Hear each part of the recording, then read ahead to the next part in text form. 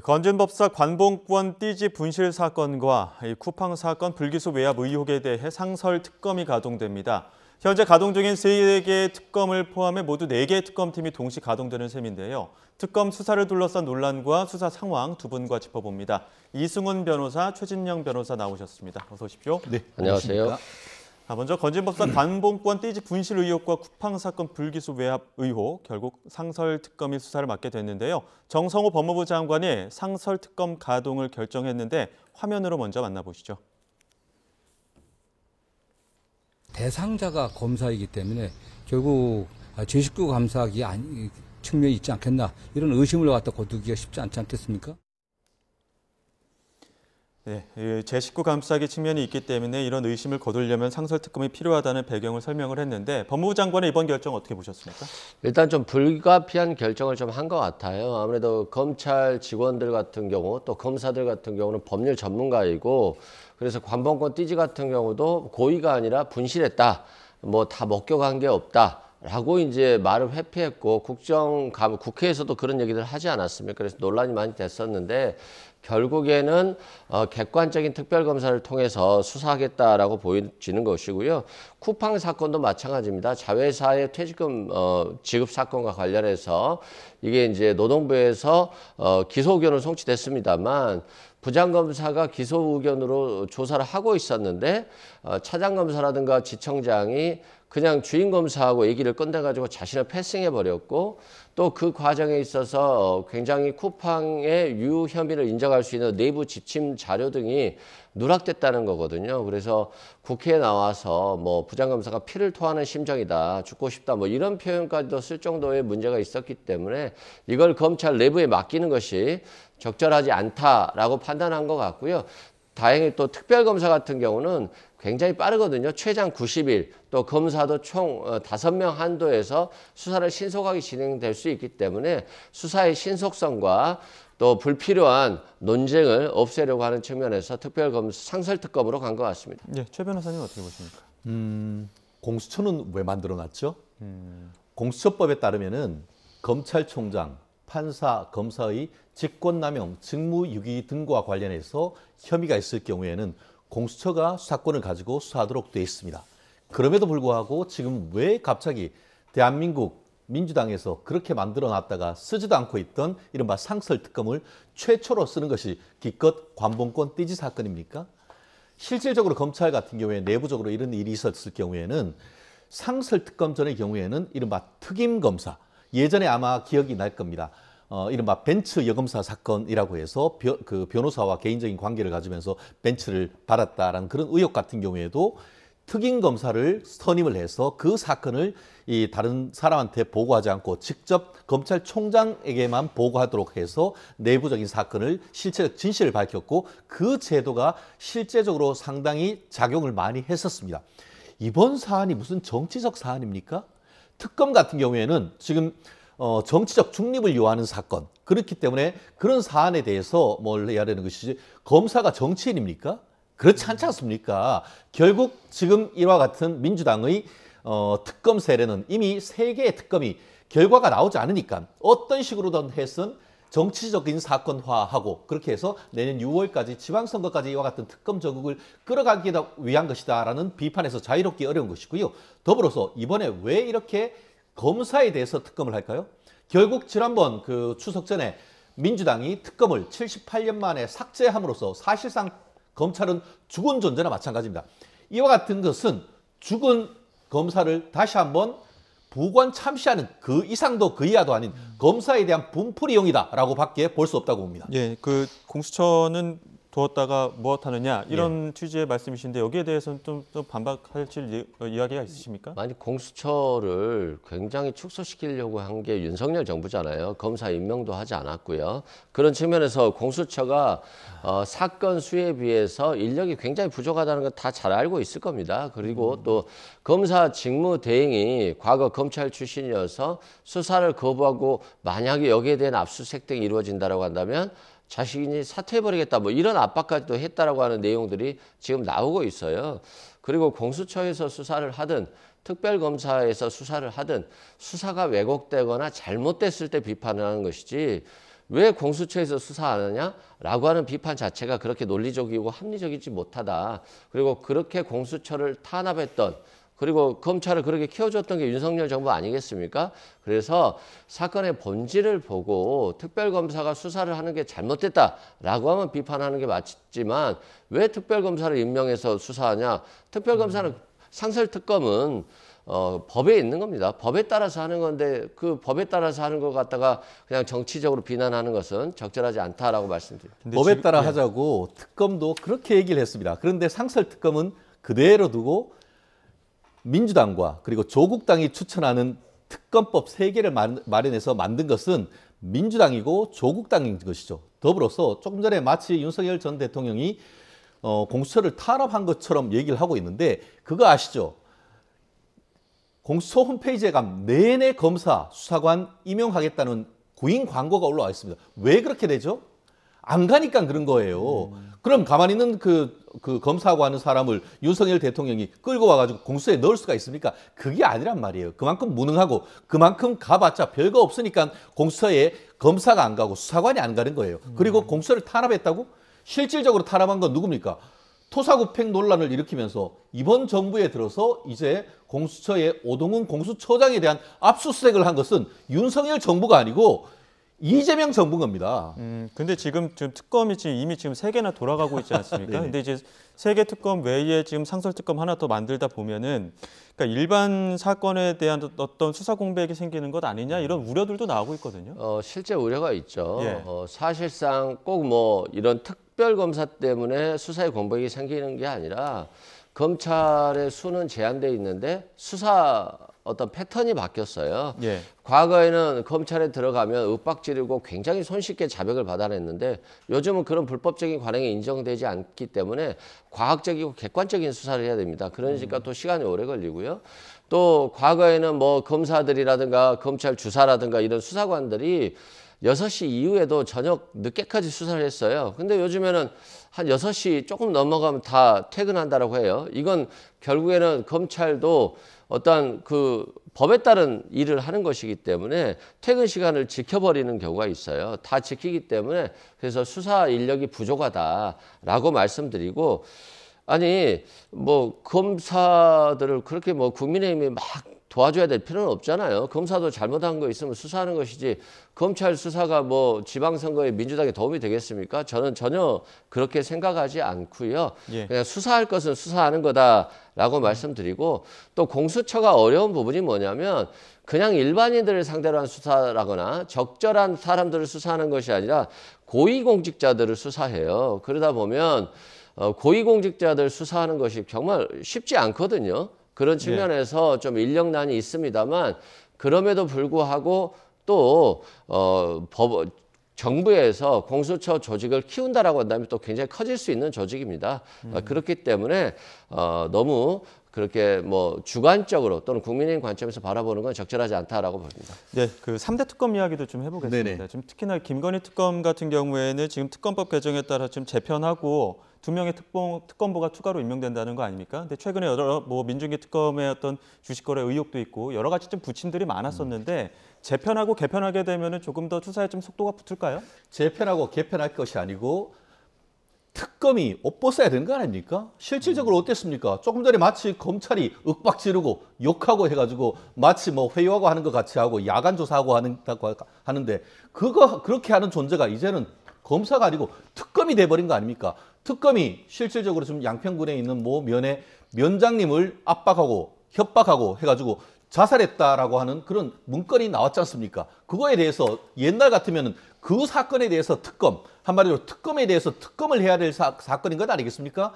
이번 정부 들어와가지고 무슨 그 공사판에서 한 사람이 사망하면은 중대재해다라고 하면서 현장을 다 완전히 그냥 정지시키고 그에 대한 원인을 밝힌 다음에 그에 대해서 어떤 그 대책을 나올 때까지는 공사도 못하게 합니다. 그러면은 수사 과정에서 사람이 죽으면은 이것이야말로 중대재해 아닙니까? 그렇다고 하면 그 수사 자체를 정지시키고 도대체 무엇이 문제인지 자체 수사, 우린 문제 없어야 한다고 그냥 놔둡니까? 외부에서 조사를 해가지고 그에 대한 문제가 확인한 다음에 진행하는 것이 그게 적법 절차에 맞는 것이죠. 그런데 지금 특히 지금 김건희 여사 검찰 같은 경우에는 40명이 나와 있습니다. 그 40명 그리고 나아가 검찰에서 나왔는 6개 수사팀장 모두 우리를 특검이 아닌 우리 그가 근무하던 검찰로 보내달라라고 하는 그런 상황 속에서 이제는 수사를 더 확대한다는 것이 도대체 무슨 코미디인지 모르겠습니다. 네. 나아가 지금 이렇게 조사를 한다라고 하지만 말씀드린 것처럼 그와 같은 문제가 있는 부분에 대해서 먼저 도려내는 것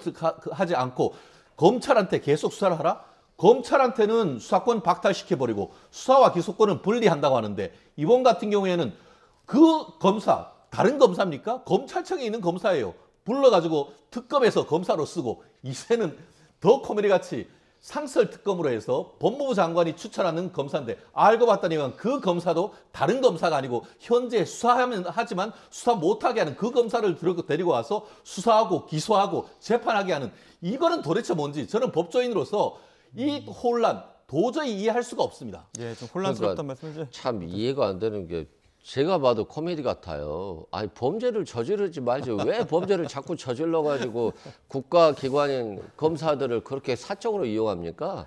범죄 내란 안 저질렀으면 감옥도 안 가고 국민의 세금으로 밥도 안 먹고 있을 거 아닙니까? 대통령직 하면서 국민을 봉사하고 헌법을 잘 지키겠다고 한 분들이 자꾸 범죄를 저지르니까 국가기관의 세금을 낭비하는 거 아니겠습니까?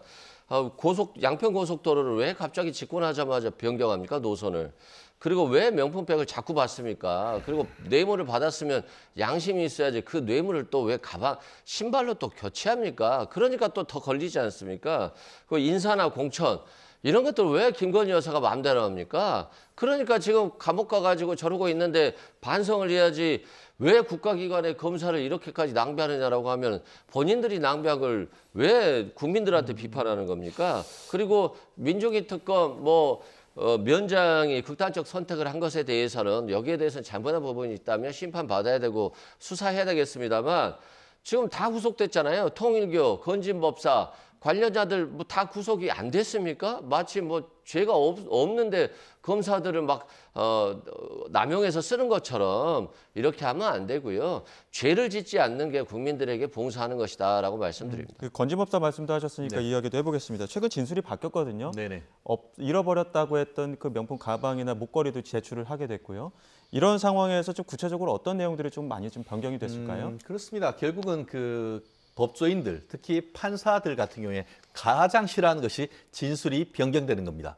그렇다고 하면 변경된 진술이 맞느냐, 아니면 변경된 이후의 진술이 맞느냐, 둘 중에 어떤 것을 믿을지에 대해서 판사는 고민하지 않을 수가 없는 것이죠. 예. 지금 같은 경우에는 어떤 것을 계기로 해가지고 건진법사가 마음을 바꿔서 진술을 바꿨는지에 대해서는 아직까지 명확하지가 않습니다. 마치 그 쌍방울 대북 송금 사건과 관련해가지고 이화영 지사가 사실 그 부분과 관련해서 이재명 당시 경기지사와는 아무 관계가 없다라고 했다가 본인 스스로 술술 불었지 않습니까? 그러다가 이제 그런 내용이 밝혀지니까 법정에서 부부싸움을 하고 그 이후에 변호사가 바뀌면서 진술이 바뀌었습니다. 그럼 누구 말을 믿어야 되는 것이죠? 그 상황과 유사한 겁니다. 아직까지 지금 사안에 대해서는 재판을 해봐야 되는 것이고 물증과 관련해서 전에 있던 말이 맞는 것인지 아니면은 본인이 유죄가 나올 것 같으니까 자기에게 유리한 어떤 판결을 받기 위해서 진술을 바꾼지는 아직까지는 사건을 봐야 된다. 다만 지금 같은 경우에는 지금까지 없었다고 하던 그런 고가 목걸이 그리고 또 고가 핸드백 이런 물증을 지금 검찰에 제출했는데 그 물증이 저는 김건희 여사 쪽에 압수수색을 해서 나온 줄 알았더니만 그게 아니고 이 전성배 씨 측에서 냈다라는 것 아니겠습니까? 그렇기 때문에 그 과정에서 어떤 식으로 이용했는지 지금 특검 같은 경우에는 물건을 봤더니만 그냥 새 거가 아니고 뭔가 썼는 듯한 그런 흔적이 보인다라고 했는데 그것을 정말 김건희 여사 측에서 쓴 것인지 아니면은 전성배 씨가 돌려받은 다음에 쓴 것인지 이런 부분을 이제 더 이상 수사할 수는 없습니다. 법정에서 그것을 가려야 되는 겁니다. 그렇기 때문에 제가 말씀드렸는 저는 선입견을 가지지 않으려고 합니다. 예. 여전히 그 부분에 대해서 받았다. 거기다 신발 사이즈도 바꿨다라는 점에서 김건희 여사의 말에 거짓일 가능성이 저는 염두에 두고 있습니다. 하지만 그 물건이 김건희 여사 측에서 온 것이 아니고 그게 언젠지 모르겠습니다만 전성배 씨가 가지고 있다가 이제 냈기 때문에 그에 대한 실체적 진실을 밝히면 되는 것입니다. 예. 다만 아까 그 이 변호사님은 다 구속됐지 않냐? 그럼 다 구속돼 가지고 다 유죄가 나옵니까? 그렇지 않습니다. 헌법상 무죄 추정 원칙이 있는 것이고 아직까지 유죄가 확정되지 않았기 때문에 피의자로서 무죄의 가능성도 염두에 두고 이 부분에 대해서는 수사를 해 나가야 된다라는 것이 저의 의견입니다. 실제로 그 목걸이나 가방이 김건희 씨에게 갔느냐 이 부분도 한 번은 좀 따져봐야 되는 사안이라고 말씀하셨는데 건진법사는 유경욱 전 행정관을 통해서 갔다 이렇게 좀 얘기를 하고 있거든요. 유경욱 전 행정관 이제 그 김건희 씨 재판의 증인으로 이번 주에 출석을 할 텐데 관련 내용들이 좀 나올까요? 나오겠죠. 뭐 국민을 바보로 알기 때문에 뻔히 모든 국민들이 다 아유 김건희 씨가 받았겠지라고 생각하고 있는데 본인들만 계속 부인하고 있는 거예요. 이게 뭐 무슨 도움이 되겠습니까? 그리고 건진법사도 살려고 하는 거죠. 거짓말을 계속해서 하면서 내가 물건을 잃어버렸어요. 그래서 김건희 씨에게 안 줬어요. 또 다시 이제 줬다라고 하는 것이 확인되니까 줬다가 다시 돌려받았어요. 뭐 김건희 씨는 사용하지 않았어요라고 하는데 결국에 이제 본인이 말을 바꾼 거잖아요. 김건희 씨에서 돌려받아서 보관하고 있었고 결국 증거를 인멸하기 위해서 가지고 받은 거잖아요. 그렇기 때문에 이게 더 괘씸죄인 겁니다. 예를 들어서 김건희 씨가 뇌물을 받았는데 이걸 버려버렸다. 라고 한다면 그나마 덜 괘씸한 건데 이걸 다시 건진에게 돌려주고 나서 마치 자신이 안 받은 것처럼 지금 사건을 조작하고 왜곡했잖아요. 그렇기 때문에 훨씬 더 형이 세진다라고 말씀드리고 본인도 이제 살려고 하는 거죠. 김건희 씨도 구속돼 있는데 굳이 김건희 씨를 뭐 위에서 유리하게 한다고 해도 김건희 씨도 어차피 유죄 판결 받을 가능성이 높고 내가 이 물건을 전달했는데 전달하지 않았다고 한다면 자신이 또 알선수재의 단독범이 될 우려도 있거든요. 그래서 어차피 판사를 속이기 어려우니까 차라리 자신만이라도 양형에서 도움을 받기 위해서 진실을 말했다라고 보는 게 맞고요. 뭐 그렇게 어려운 사건 아닙니다. 뭐 굉장히 어려운 겁니까? 가방 뇌물로 받았다가 뭐 들키니까 돌려준 거지. 이거 그렇게 간단한 사건이기 때문에 법원에서도 저는 쉽게 유죄 판결이 내려질 걸로 보고 있습니다. 예, 앞서 두 분 잠시 언급해 주셨던 김건희 특검의 그 양평군 공무원 사망 사건 그 부분은 국가인권위에서 직권조사하기로 결정을 했는데 강제성은 없단 말이죠. 이거 어떻게 좀 조사 이루어질까요? 그것이 바로 국가인권위원회의 존재 의미다라고 생각합니다. 저는 국가인권위원회가 7명인데 그중에 5명만 그와 같은 직권조사에 찬성을 하고 2명이 적극적으로 반대했다는 의견에 약간 소름이 돋았습니다. 국가기관이 사람을 불러서 임의 수사인데 그리고 지금까지 알려진 바로는 참고인이죠. 피의자들도 아니고 참고인인데 그것을 밤 새벽 12시가 넘도록 야간 조사를 하고 본인이 이미 아니라고 얘기함에도 불구하고 윤모 팀장, 김모 팀장, 수사관이라는 사람까지 특정해서 얘기했던 것을 아주 상세하게 적고 있습니다. 저는 유서 중에 그렇게 상세하고 그렇게 구체적인 것은 저는 개인적으로 처음 봅니다. 그것이 바로 직권남용 권리행사방해죄, 강요죄의 중대한 혐의를 입증할 수 있는 수사의 단서가 되는 겁니다. 그렇기 때문에 이번에 국가인권위원회법 규정을 봤을 때에 국가기관의 작용으로 인해서 인권이 침해됐다고 볼 수 있는 상당한 이유가 있는 증거가 있을 때는 직권으로 조사를 할 수 있도록 되어 있습니다. 그렇기 때문에 이렇게 사람이 죽었는데 사람은 정말 우주보다도 와도 바꿀 수 없을 만큼 중요한 게 사람의 목숨입니다. 그러면은 국가기관의 존재 의미가 뭡니까? 이런 부분에 대해서 직권으로 조사를 하는 과정에 있어야 되는 것이고 실제로 지난 그 정부 같은 경우에도 그런 일을 했던 겁니다. 그런데 그것을 왜 반대를 하죠?